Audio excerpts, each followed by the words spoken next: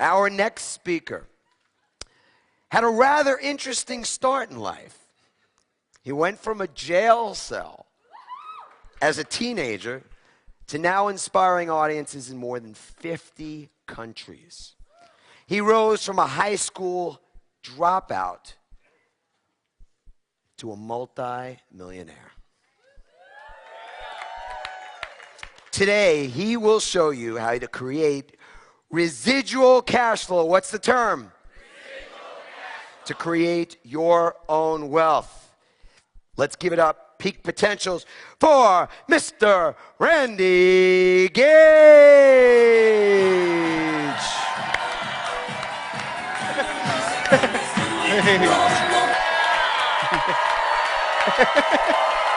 Okay, thank you. Okay.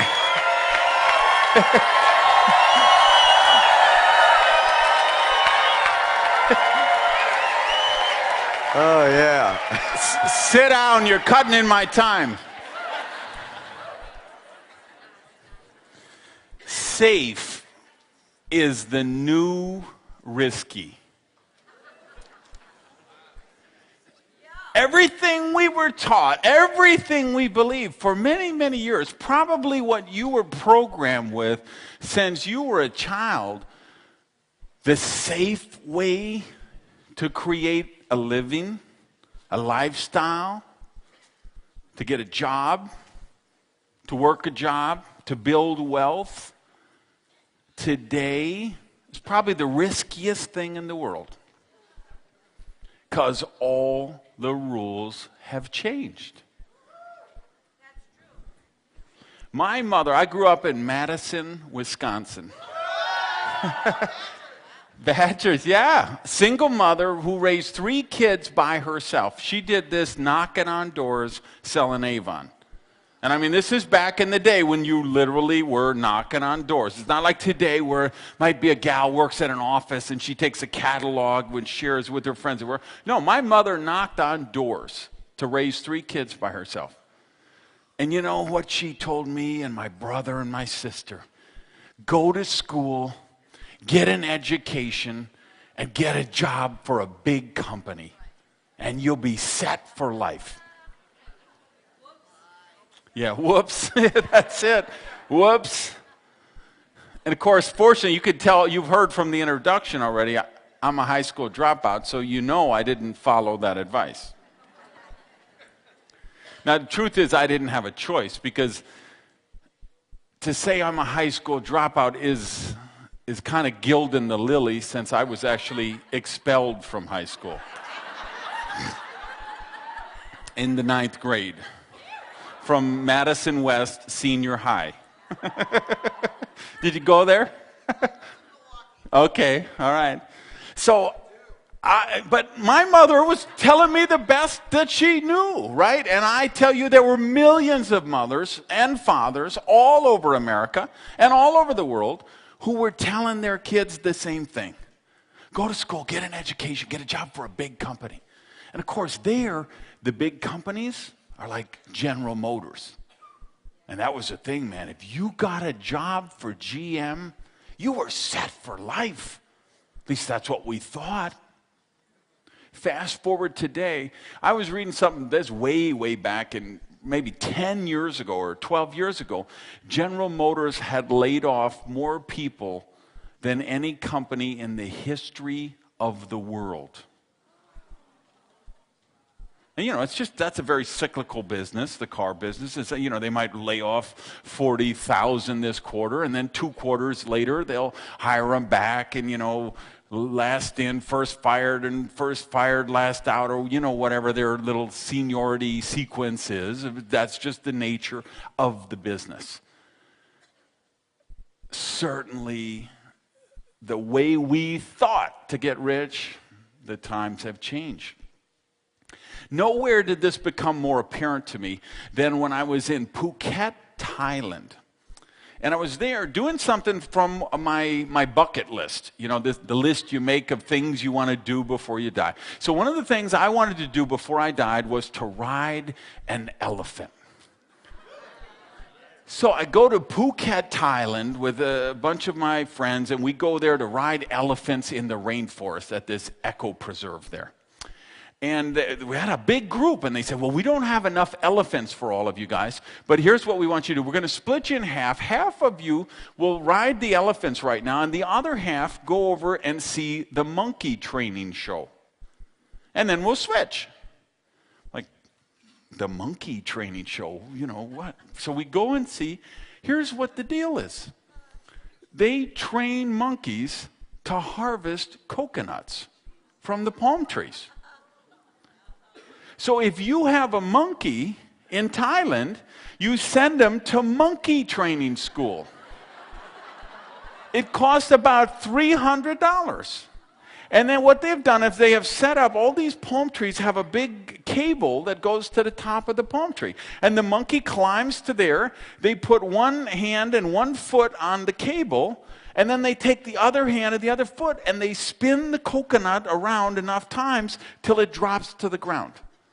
And after about 2 or 3 months, they trained them, and now they go and they send them out to these plantations, and they pick coconuts all day long. Pennies. The owners make what we would consider pennies, which would be a very, a decent amount of money in Thailand. Now, some of you guys flew here. Some of you flew here on American Airlines. You don't think American Airlines is looking at those monkey school and thinking, wait a minute.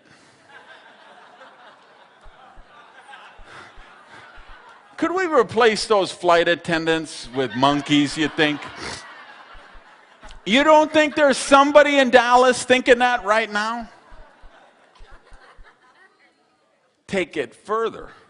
I come home, I stop in San Francisco, break up, it's a long haul, 20 hours or something. So I schedule a night in San Francisco, sightsee, break up, and then I fly because I live in Miami. Stay there the night, wake up the next day. I go to the airport lounge. There's a couple with this adorable baby puppy. Now, I love all animals, so of course I'm like, hey, can I, play with the puppy? And it's, sure, come on. He's cloned. I'm like, what? They said, yeah, we're bringing him home. We just picked him up from South Korea. He's cloned. We gave the cells or whatever they do from our dog that was dying, and we, well, I don't believe this for a second, because this is the most adorable, playful puppy like you have ever seen anywhere.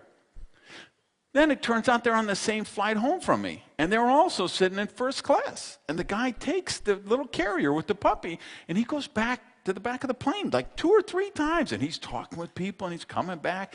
And then I get off the plane, and there's all these camera crews, and they're waiting for these guys and their puppy. Because the puppy really is cloned. And it wasn't the first puppy that had been cloned. It was just the first puppy in the United States. And the next morning, on the front page of the Miami Herald, there's the picture of this puppy that I'd been playing with. Now, we can debate the moral and the ethical implications of cloning for decades, and we probably will be. But that doesn't change the fact it's here. It's happening. They've cloned sheep, and they've cloned camels, and they've cloned horses, and what they're doing with stem cell research with humans. Who knows where this is going to go? But here's what I do know. The economic model we have is broken. It doesn't work anymore. To grow up, get an education, work for a big job, right? Big company. It doesn't work. I came here on a plane with a ticket purchased. I'm the last person left on earth, perhaps, who has a travel agent.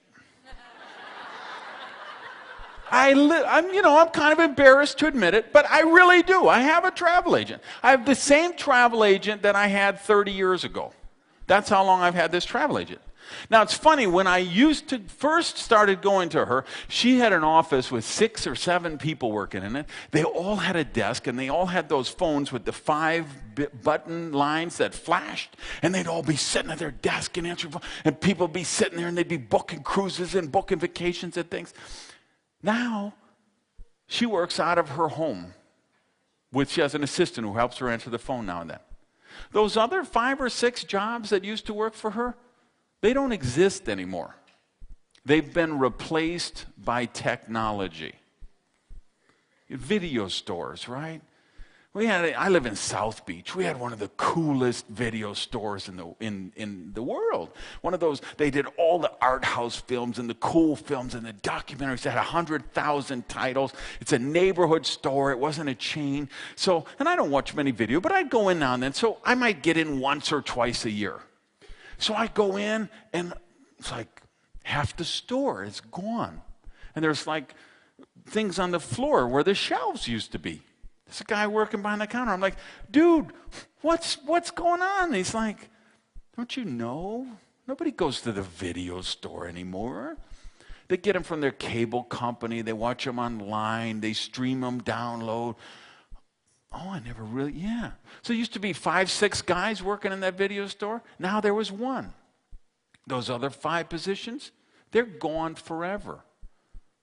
I go back a month later to eat lunch at a little restaurant next door. There's paper all over the windows. The store is completely closed down. So the last job left in the video store is gone forever.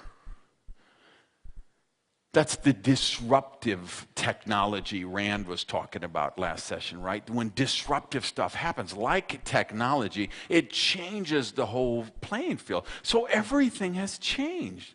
So you look at this and you say, and if you work for one of those big companies right now, you have a target on your back. And the longer you have worked for that company, the bigger that target is.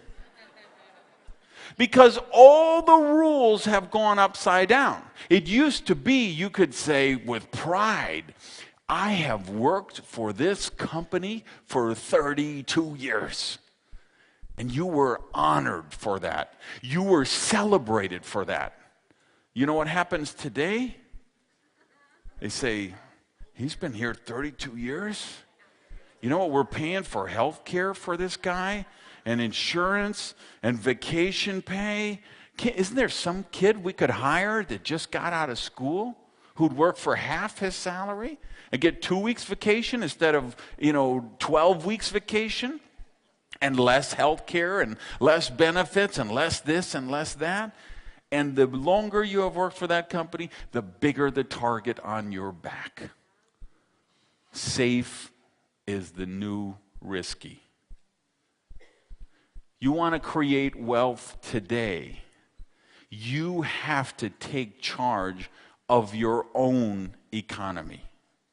You have to create your own prosperity. You have to be the boss. Now, he was talking even this morning, he was talking about, the negative news in the economy and all that. This year is the best year I've ever had. It's better than last year, which was the last best year I ever had, which was better than the year before, which up to that point was the best year I've ever had. I've had the best year I've ever had for about 17 years in a row.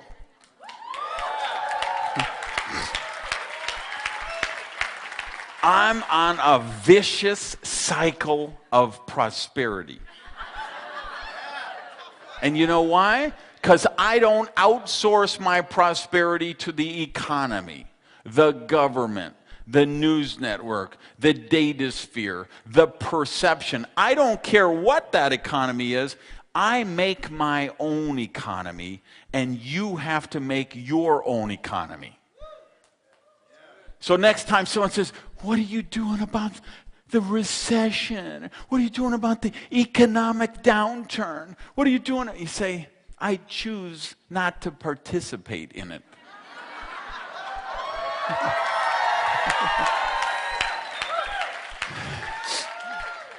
That's my mantra. I choose not to participate in that stuff. Because here's what we know. For every challenge, there is a corresponding opportunity. We know some of the greatest wealth created in the last century was created during the Great Depression. And whatever the biggest challenge you can find offers the biggest opportunity that you could find. The real estate bubble. Oh, it's collapsing all. Reading the paper a couple of months ago, there's a guy, you know what he does? He goes and he buys foreclosed homes from the banks, and he sells them back to the owner that they're foreclosing on. So the guy buys a house, right? He bought it at the peak of the market. It was valued at $250,000. What's it valued today? 110 or something like that. What does the bank sell it for? 30, 40, whatever. So this guy, and they're telling the guy, okay, yeah, you can't pay the mortgage, we're throwing you out of your house, right? But they're still in there while these proceedings are going on. So this guy goes and buys the house for $40,000, let's say, from the bank. Then he calls you up, who's being foreclosed on, and says, how'd you like to keep your house? How about if I resell it back to you for $80,000? Because the $80,000 is now a payment that you could afford and you could stay in your house. And they say, wow, that's great. We don't have to disrupt the family. We don't have to move the kids. We don't have to change school. And we can keep our house and start to build equity again and restore our credit and still live in our dream home.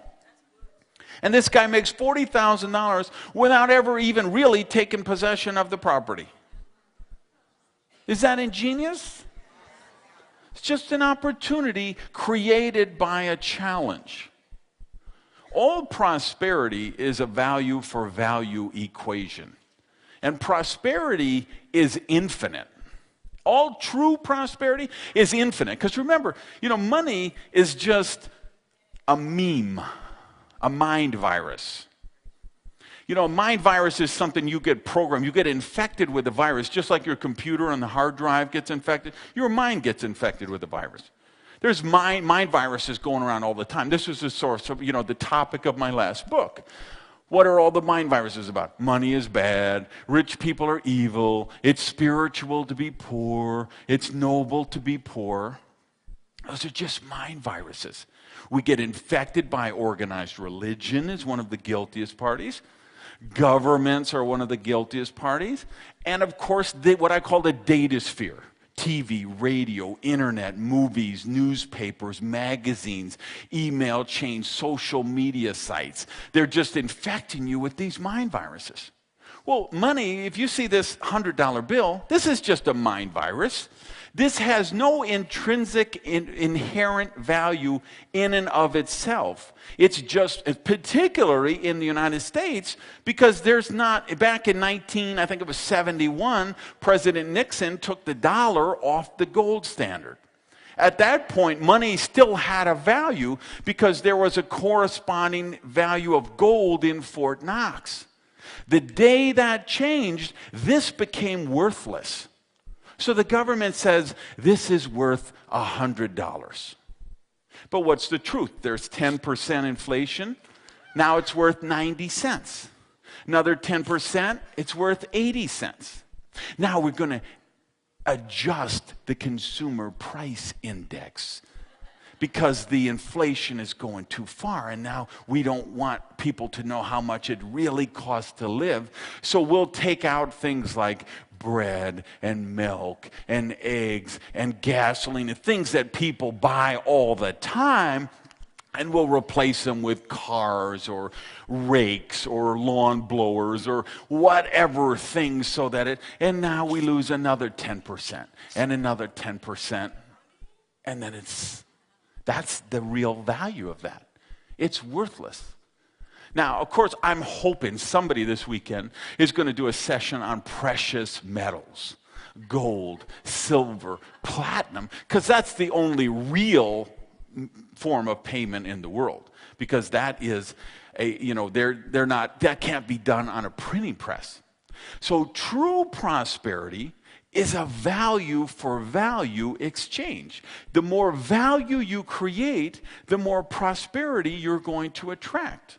And the bigger the challenges are, the greater the opportunities for your prosperity. So, but you've got to change your thinking. You've got to stop saying, okay, well, they say it's a bad economy. They say it's a tough time, or I should go to school, or I got to work for a big company, or you got to know somebody, or you got to have money, or you got... No. All the rules are changed. You take Microsoft, right? One of the biggest, companies in the world, worth billions and billions of dollars, right? This was started by a couple of college dropouts in their dorm room. And you know what? Right now, in some college dorm room somewhere else, there's a couple of kids with nothing but a couple of empty pizza boxes that have the next idea that will make Windows obsolete. That's just the nature of technology. So what are you going to do? Let's talk practical application. What am I going to recommend for you tonight? Well, I'm going to recommend, there's 3 business models I think are absolutely delicious because they allow us the opportunity to create leverage. And leverage is where real wealth is created. Leverage is how a guy who was expelled from high school could become a multimillionaire. See, there were no corporations recruiting me. There was nobody offering me a company car and a health plan and a corner office and all of those handcuffs that they put people in to get them in a cubicle somewhere.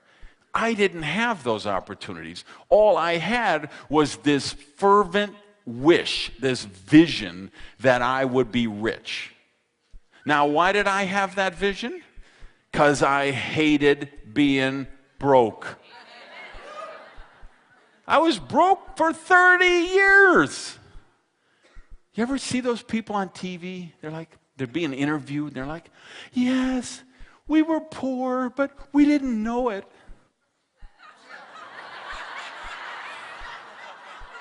Really? Because I was poor, and I knew it. And I hated it. Poverty sucks. Charles Fillmore shocked the religious community around 1900 when he said poverty is a sin. Shocked, and I'm still, seminar audiences are still shocked to this day, 100 and some years later, when I will affirm that when I'm doing one of my prosperity workshops. But I really do believe prosperity is a sin. And depending on which way you look at it, so cancel. Poverty, because here's where we go with this. See, sharp audience. I knew I could count on you guys. If you want to look at the biblical thing, right, you can go back. The Bible was actually written in Aramaic. And if you go to the original Aramaic, sin means to miss the mark. And see, I love that definition because I do believe poverty is missing the mark. I'm one of those crazy people who actually believes you were born to be rich. I really believe that. We were all born. We weren't all born rich. A lot of you were born poor, like I was. But you were born poor with the assignment to go out and become rich, because that is your natural progression. You look at those, the stages he talked about this morning, level 1, 2, 3, life equals A, B, C, D, E. That's the progression. I love that session. That was brilliant what he talked about this morning. And I just resonated with that because I think that's, as we develop our prosperity consciousness, that's how we should go. Now, some of you might have done the Course in Miracles. Course in Miracles, they define sin as a lack of love. And see, I'd be okay with that definition too. Because I would agree that it's a lack of love, because we're not accepting the love or the prosperity or the abundance that is our birthright when we live in poverty. We are meant to live lives of wealth, abundance, and prosperity. And true prosperity is infinite. Like love. Love is infinite, right? The more love you give away, the more it get back. Hugs. Hugs are infinite. Hey, give me a hug. Well, no, I've only got 8 left and the weekend's coming up. What is that? Doesn't make it right. The more hugs you give away, the more you give back. And money, this is just a mind virus. This is just some crap the government makes up to keep you enslaved. I think there's going to be a rush for this stage when I get done. So, true prosperity is value for value exchange. To create wealth with true prosperity, we want to use leverage. You know, that's why I loved Rand's session on licensing, because the licensing is a perfect example of how to use leverage. And if you look at, what does Madonna do? She uses leverage. She writes a song once and it gets downloaded 10 million times over and over and over. And then it's, the t-shirts and the concert and the albums and the posters and the whatever. What did J.K. Rowling use? Leverage. Ford, Firestone, Carnegie. Look at all the J. Paul Getty, Woolworth, Edison, all of them. How was the biggest wealth created? They all used leverage. If you read Think and Grow Rich and you look at, the 100 different people that Napoleon Hill studied with and mentored with for 20 years, the seminal work on personal growth and development, what comes out over and over and over again? Leverage. So I said there's 3 business models I like, and one I'm going to recommend tonight and I want to share with you for a few minutes. Here's the 3 business models I like. Number 1, and these are in no particular order. I like all 3 of them, and I practice all 3 of them. Number 1, information entrepreneur. This is what Harv was talking about in the video when he talked about creating that funnel. No matter what, if you know etiquette, you could be an information entrepreneur. You got ideas on how to raise a healthy, happy children, you can be an information entrepreneur. You know how to invest in real estate, you know how to invest in the stock market, you know how to repair old houses, you know how to renovate old boats, you know how to hit home runs in softball, you know how to putt in golf, you know how to play the violin, you know how to teach, how to learn to play the piano. Anything you know which you're good at, you could become an information entrepreneur if you've got information or skills that people would pay you money to learn. So I like that, and I do that. I've never considered myself a speaker. Even you've heard, I spoke in 50 different countries. I spoke to more than 2 million people, thousands and thousands of speeches. But I've never considered myself a speaker. I'm an information entrepreneur. And speeches and seminars are one of the ways that I sell my information. I also have DVDs, CDs, CD-ROMs, books, booklets, special reports, coaching programs, consulting services, digital products. People can buy my information in whatever medium works best for them. Now, I love that business, and I'll recommend it for anyone here, and I'm sure other people besides Harv will be talking about it this weekend. But let's be real, it does take some investment. That's one downside to that. The upside is great. It's a very lucrative, profitable business, particularly as most of the products are migrating from physical products to digital products. I'm up to about 70% of the stuff we sell is now done in digital form versus physical form, and that number seems to be going up 10% a year right now. So when you're selling MP3 files, your cost is nothing once you produce the original content. Just like you heard about the licensing from Rand. So business model 1 I love, information entrepreneur. Business model 2 I love, real estate. And I'm hoping somebody this weekend will be doing a session on real estate. That won't be me. That's not my expertise. I've made a good amount of money with real estate, but I'm not an expert in it. But I love it because, again, like information entrepreneur, because what do I do when I do create a CD or a DVD? I'm doing the same thing Madonna does, the same thing Prince does. And I don't sing like Prince. I don't sing like Madonna, but I can use the same business model they do. Real estate, same thing. You can buy, and I'm not crazy about this buy real estate with no money down thing. I don't think that's a good thing, and you've seen the results of that over the last few years. However, you still can use leverage. The fact is, you can go buy a $100,000 property with a sensible down payment. You could put down $25,000 or $35,000 and still get $100,000 worth of property, which you could renovate and flip over, or you could renovate and rent out, create steady cash flow. So I like the real estate model. Now, the real estate model also has the issue, it does take some money, and it does take some expertise. This is where people have got into some trouble because there were a lot of people selling these real estate courses in the 80s, and it was just buy everything, no money down, and you just had people buying stuff.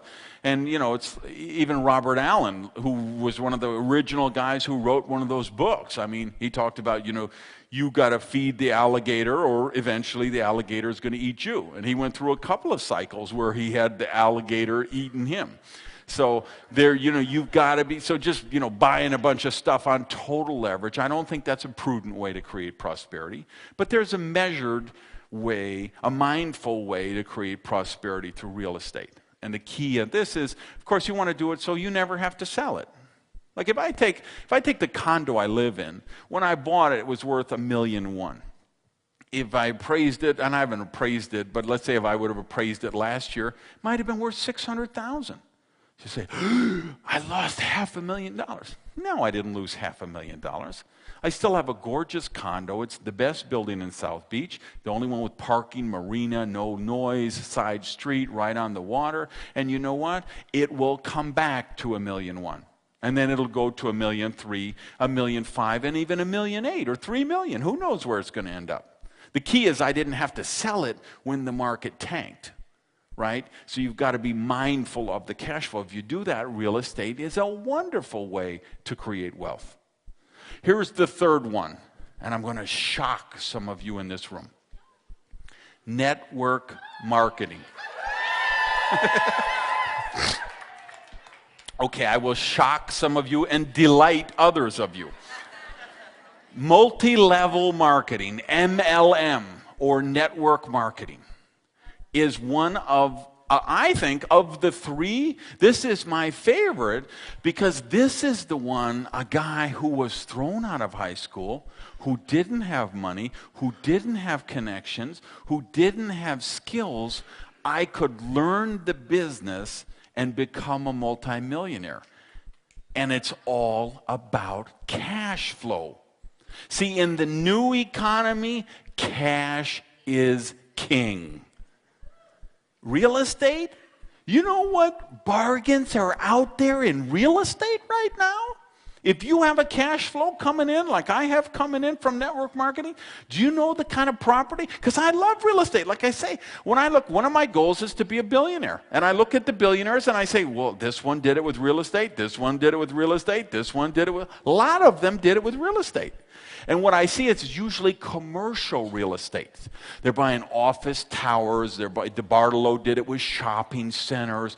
Developers are creating whole projects. Well, that takes serious money. That takes serious cash flow.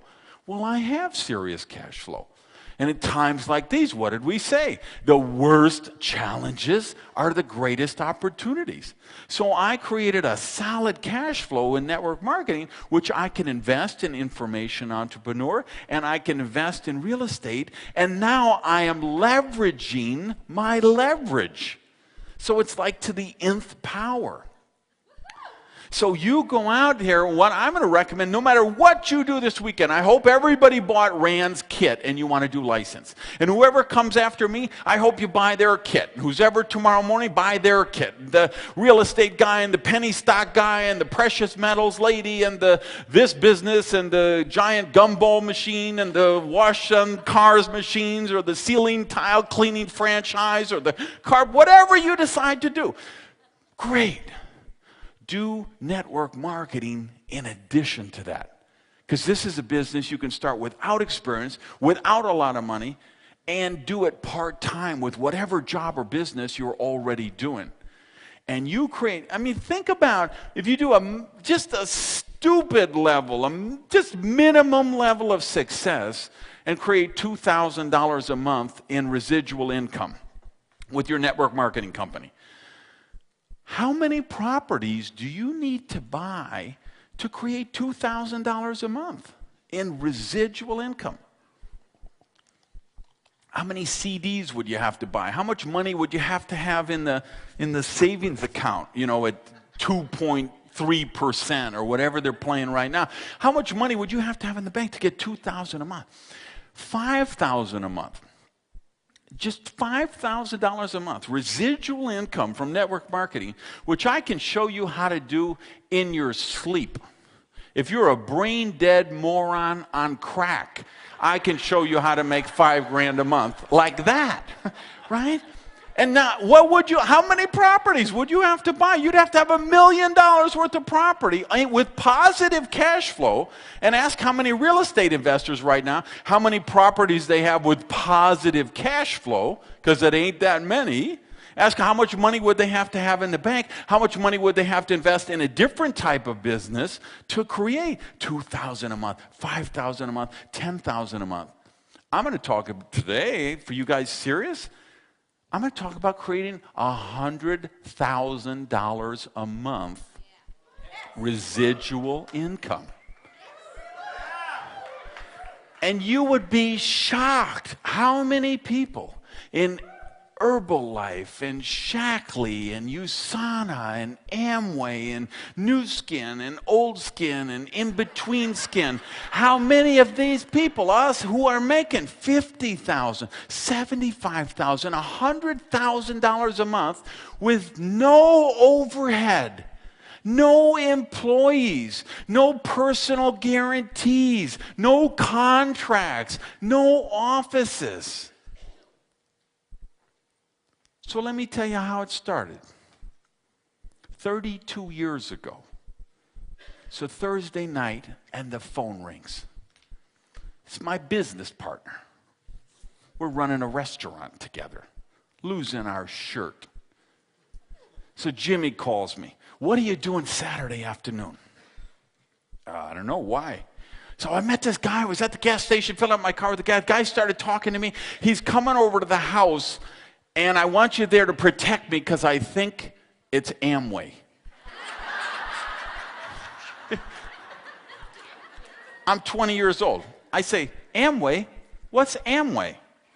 He says, Amway. It's that thing, they draw the circles, and they put the circles underneath the circles about making the money. I said, Jimmy, I don't know nothing about circles. I don't know nothing about Amway. But if it's about making money, we need to make money because we ain't making any. He says, come over to the house Saturday afternoon.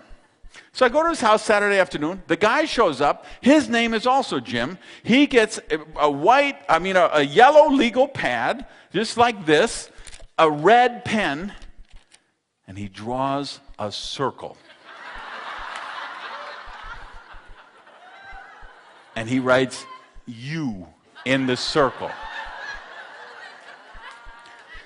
And then he drew 5 circles under the circles. And the 5 got 5 was 25.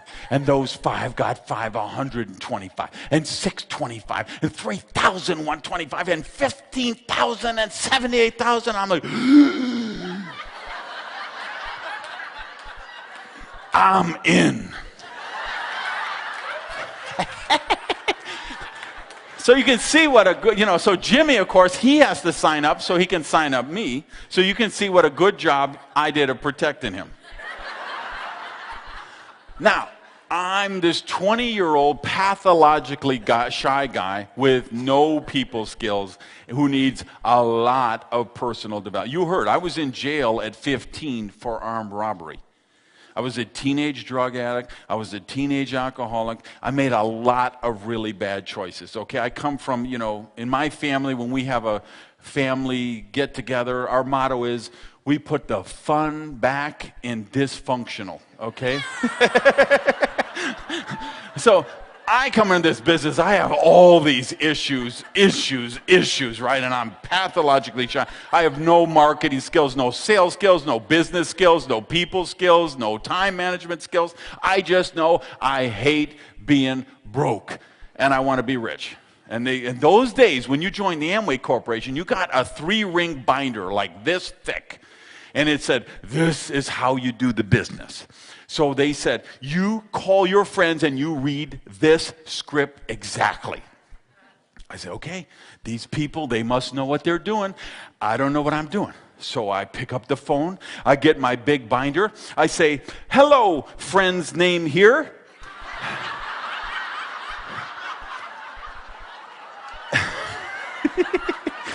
This is your name here, and I have something I'm really excited about, and I'd like to share with you.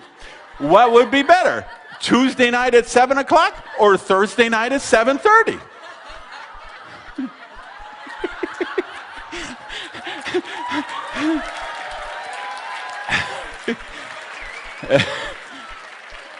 And my friends are like, why are you talking so funny? Now, interesting thing, I had never heard of the Amway Corporation. Now, a lot of my friends and family, it seems they had heard of the Amway Corporation, and they weren't particularly excited to hear about it again from me. So 6 months, I'm working the Amway business, calling up people, talking to everybody I know. In 6 months, I sponsor one person, my roommate. Because I lent him the money for the distributor kit and the first product order. You've been there, huh? 6 months, I don't sponsor anyone else. So finally, after 6 months, my roommate drops out. Well, what am I supposed to do? I've lost my entire organization.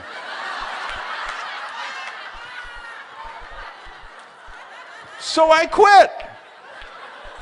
But of course, I've already prospected everybody I know. So of course, when anybody joins anything like that, they say, call Gage, he's into those things. So a couple of months go by, I get a call and he says, I got a deal just like Amway, only better. Well, I liked Amway. So he comes, shows me the deal, I'm in. Sign up the roommate.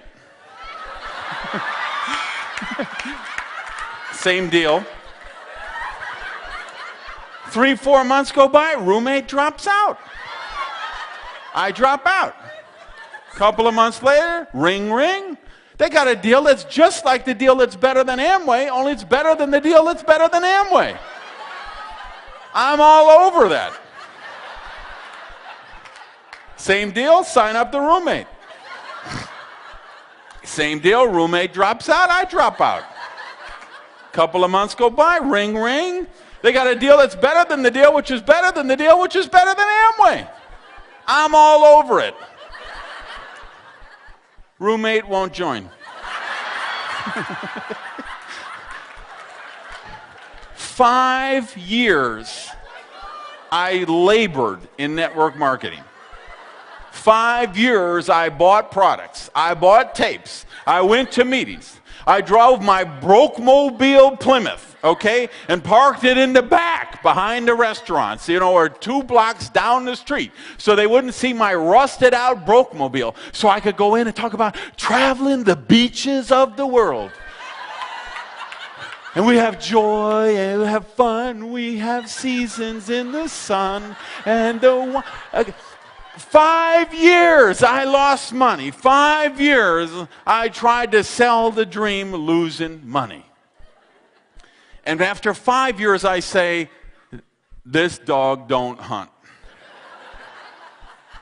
There's something wrong with this picture. Either these people lied to me, and there really is no such thing as duplication, or there's something wrong with me. And so I started to do some critical thinking. It took me 5 years, so you know I'm a slow learner, okay? It took me 5 years, but now I start to do some critical thinking. So I say, well, was Amway a good opportunity?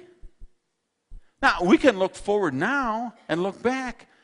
Amway just did their first $1 billion month a couple of months ago. $1 billion in a month. So it looks like they scraped by without me.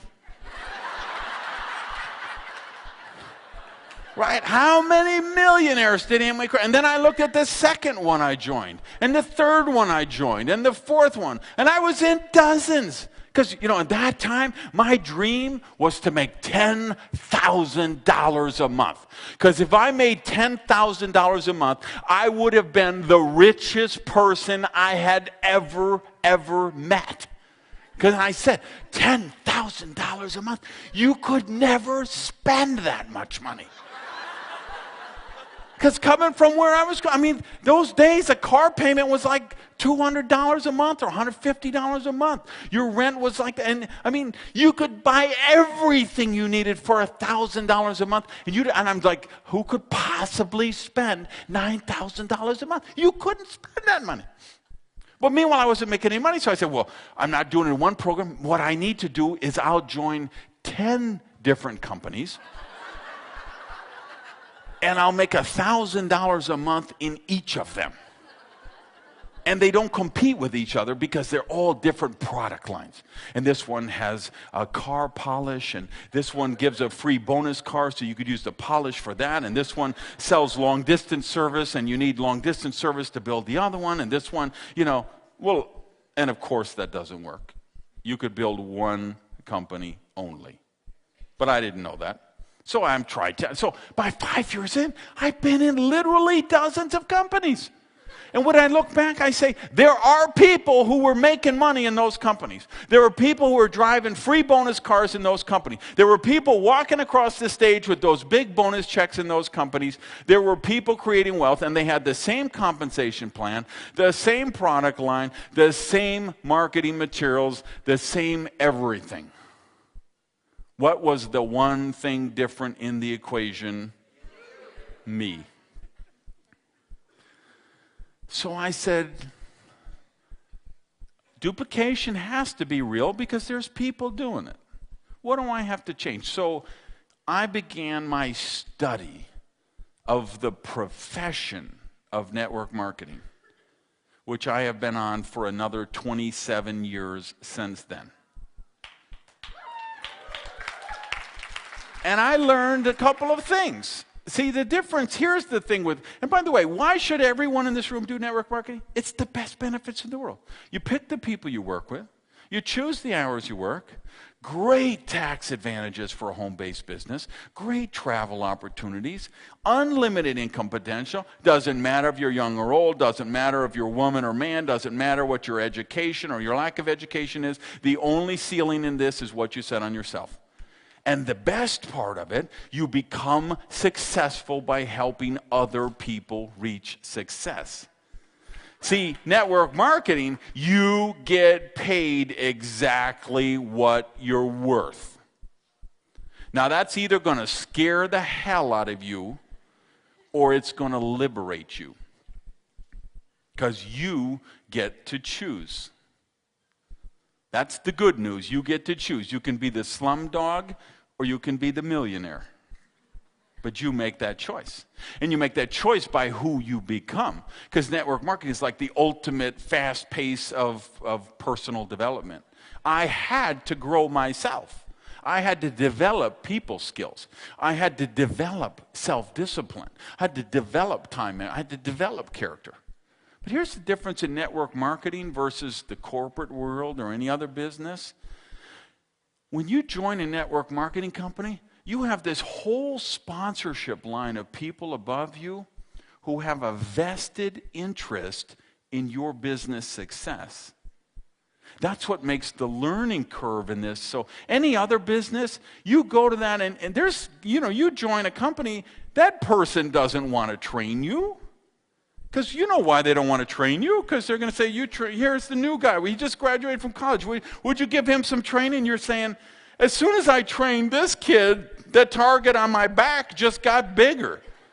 And pretty soon, how long is it going to be? You don't think of this corporations, we talk about the monkeys with the coconuts. How long is it going to be before they say, well, we could just clone 15 of him, so why do we need you and you and you? Where are we going? Monkeys harvesting coconuts, cloning, who knows? All I know is I'm taking care of my own prosperity. So in network marketing, you create the value and you get paid what you're really worth. You help other people become successful, you become successful. Now, why don't more people do it? Because they think it's a sales business. Let me tell you a secret, what I learned. It's not a sales business. The people who sell stuff in network marketing, they don't make a lot of money. This is the difference. One of the training albums I did was how to become an MLM rock star. Because what I learned is there's two kind of people in network marketing. There's the MLM grinders, and there's the rock stars. And the grinders, they're always sponsoring more people. They're trying to replace the people who drop out. They're like the guy at the circus who's spinning the 5 plates, and he gets to the 5th plate, and then he's got to go back to the first one. And they have to do all the presentations. They have to do all the meetings. They have to do all the trainings. They're like the superhero of their organization because everything is about them. Those are the grinders. They don't get any residual or very little residual, and certainly no passive. But at the higher levels of networks marketing, the MLM rock stars, you know what we've discovered? That it's about culture. You create the culture for your team. And if you create the right leadership culture, this is where the duplication lives. And so you create this leadership factory. And you teach people how to develop these skills. And it's not about sales. See, because what happens is most people know network marketing from looking on the outside. And what do you know what they see? The buttons and the bumper stickers and the yard signs. Lose weight now, ask me how. The buttons and the signs and the intersection and the flyers on the cars. Let me tell you a secret. I don't go around putting flyers on cars. I don't put buttons in my Ravazzolo suits. I don't have magnetic signs on the side of my Vipers. That's not how I built a huge organization. I built a huge organization understanding that it's not a sales business, it's a teaching and training business. So most people, they see the buttons and the bumper stickers and the yard signs, and they think, well, that's how the business. They say, well, tell me what I have to sell, and then who do I have to sell this stuff to? And who am I going to get to sell this stuff? Those are the grinders. Those are the people that make $200 a month, and they do it for 30 years. The rock stars, what I do when I join the business, I say, after I learn this, I say, I'm going to look for people with good teaching skills. I want yoga teachers, softball coaches, kung fu instructors, ballet teachers, school teachers, college professors, professional speakers, HR resource trainers, people who have good teaching skills. Because see, if you're a real estate person or an insurance salesperson or a timeshare salesperson or a car salesman, you got 10 people a week pitching you on network marketing, don't you? If you're a school teacher, nobody's talking to you because they think it's a sales business. See, me and my people and people who follow my system, we're the only ones talking to the school teachers. I don't want a super real estate salesperson in their $1 million round table because they're going to go out and sell distributor kits. And they'll sponsor 30 people in a month, and 29 of those people are going to drop out the next month. You know who I want? I want the housewife in Idaho who's teachable, who will follow a system. How have I created a huge organization around the world? 95% of the people I brought into business have never been in network marketing before. They got a dream, they're coachable, and they follow a system. To become a rock star, it's about the culture. It's about the system. You create a step-by-step duplicable system. This is the tool. And everything like in my team, it's all plug and play. I don't want to teach people how to draw on a whiteboard with 27,000 circles and memorize an hour and a half presentation. We created a presentation on a DVD. So I can sponsor you into the business on Monday, and you could be adding people to your team on Tuesday. Because you bring them over to the house, you take a 30-second introduction, you put a DVD into the player, they see the presentation, and you hand out the packets at the end of the presentation. And the person in the living room says, hey, I could do that. That's the secret of network marketing. When your prospect comes to a presentation and they're sitting there watching the presentation and they get a list of like 5 people in their mind. Oh yeah, my brother-in-law, I bet he could really do it. You know what would be great for this? The guy at work, Jimmy, he'd be, so they get that list of people in their mind and they realize, I could just get to those people and show them this plug and play presentation. I could do that. And the day they say, I can do that, they're in. The money is no object. So, you don't. See, I've got organizations in 65 countries around the world. I have organizations in countries where the average people make $300 a year. And they pay $800 for an activation order to join my company. In a country that makes $300 a year. You say, how is that possible? Because when somebody wants it, they find the money. Let's suppose, I just sold one of my Vipers, right? I just sold I had a SRT, supercharger, everything. I spent, like $75,000 just in modifications with this car. It pulled 734 horsepower at the wheel, dyno tested, right? So I just sold that last week because it's an old one, right? And I, had too many cars. But, so what if I would have brought that here? And I say, who's got, $1,000 cash? Most people today, they don't have $1,000 cash, right?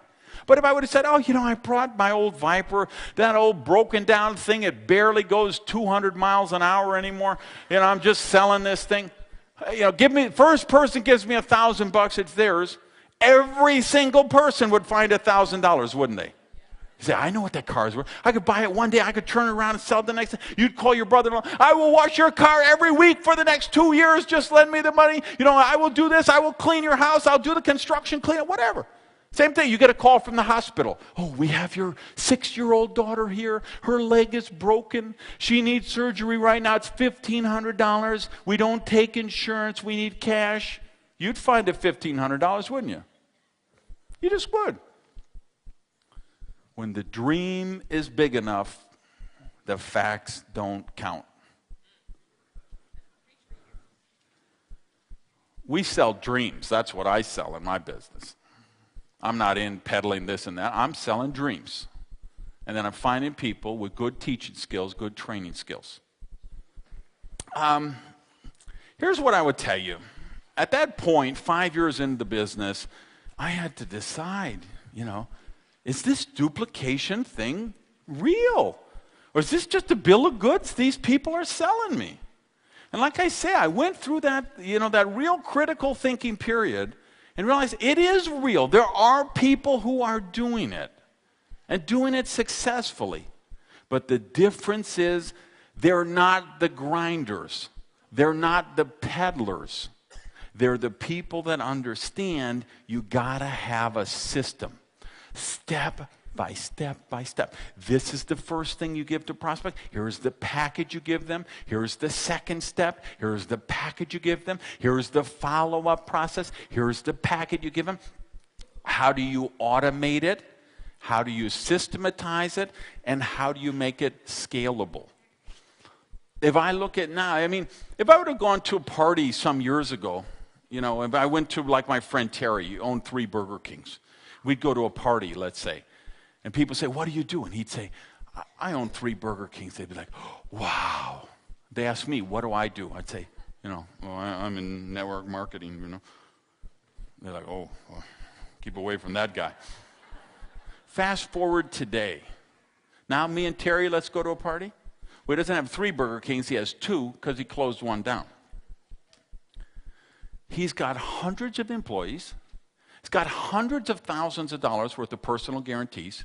He's the one that the police call at 3 a.m. when the alarm goes off. He's the one the employees call at 6 a.m. when they're calling in sick. He's the one they call at 7 a.m. because the cook is drunk, or the cook had a fight with his wife and beat up his girlfriend. And this one and he's the one managers call and say, well, we found 2 boxes of hamburger patties out by the dumpster, which obviously someone was leaving out there because they were going to steal when their shift got over. And then we have me, who I've learned the system. I've learned the science of the business. 6 years ago, I got in this company, put this system to work, and in 6 years, I've been serious, okay? I've sponsored 200 people in 6 years. You say, oh, that's a lot of people. No, it's not. Divide that by 60-some months. How many a month is that? That's not hard. You know what's hard? What you do is hard. You doctors and lawyers and nurses and that's hard. I wouldn't want your job, okay? I go to that party today. Here's Terry with his hundreds of employees and all the personal guarantees and OSHA and health department and everything. And there is me, sponsored 200 people. I now have 200,000 people in my team. I make over $1.5 million a year residual cash flow working from home in my underwear. Who's the king of the party now? Safe is the new risky. Forget that economic model is broken. The new model is take charge of your own prosperity and do it today. Peace. I love you guys. Thanks. Renegade!